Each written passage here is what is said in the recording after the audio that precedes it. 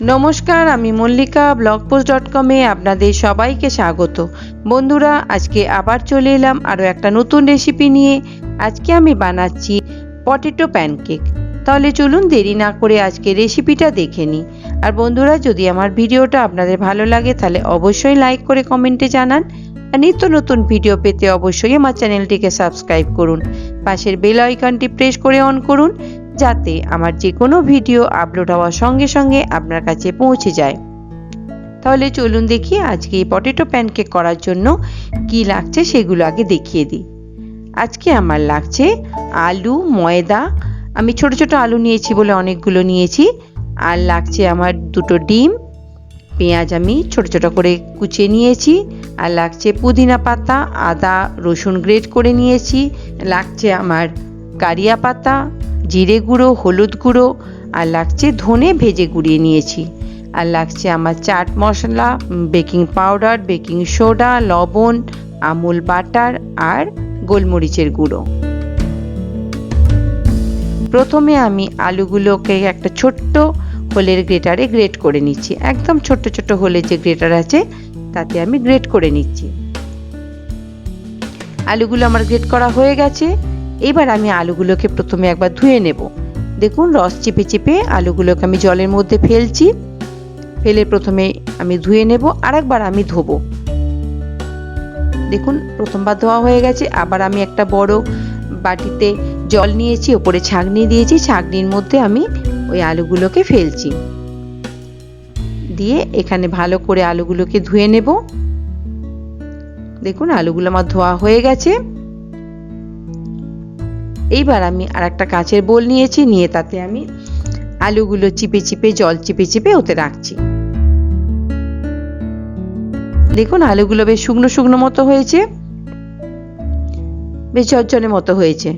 এবারে ওই যে এক বাটি ময়দা রেখেছিলাম, ওতে আমি হাফ চামচ বেকিং পাউডার, সামান্য একটু বেকিং সোডা মিশিয়ে নিচ্ছি। এইবার আমি ওই বেকিং পাউডার, বেকিং সোডা মেশানো ময়দাটা আলুর সঙ্গে মেশাচ্ছি।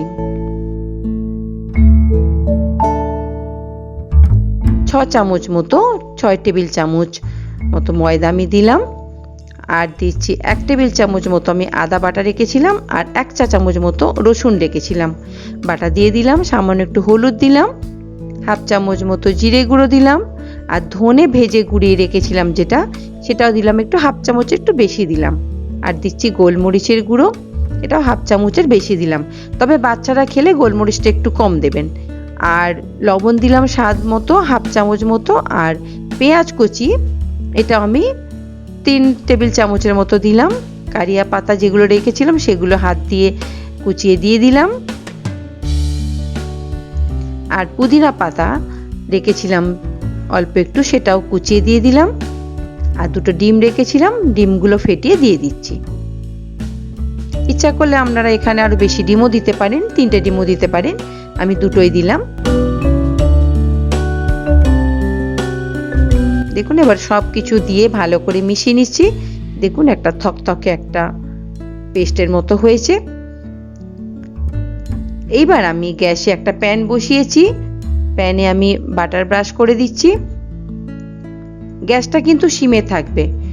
এইবার চামচে করে প্যানকেকের আকারে ওই প্যানের ওপর একটা একটা করে দিয়ে দিচ্ছি। একটা প্যানে যতগুলো ধরবে ততগুলোই দেওয়া যায়। এখানে আমার 3টে ধরেছে, আমি 3টে দিলাম। দিয়ে এবার আমি চাপা দিয়ে দেব।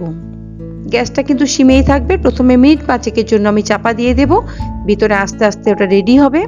দেখুন, একটা পিঠ আমার হয়ে গেছে, ওপরটাও শুকনো মতো হয়ে গেছে, সেখানে আমি বাটার ব্রাশ করে দিচ্ছি। এবার একটা একটা করে উল্টে দিলাম। দেখুন, একটা একটা করে কেকগুলো আমি উল্টে দিলাম।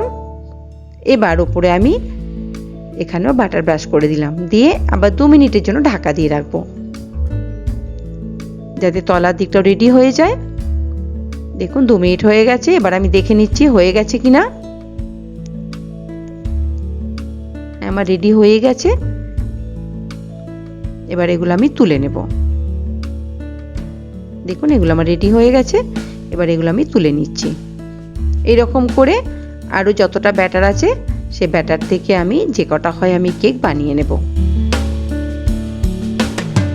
প্রথমবারে আমার 3টে হয়েছে, আর একটা ছিল ওটা আমি দিয়ে দিলাম। একইভাবে করব। এখানে আমার প্যানটা একটু গরমই আছে, সেখানে একটু কম টাইমের জন্য আমি রাখবো, তাহলেই হয়ে যাবে।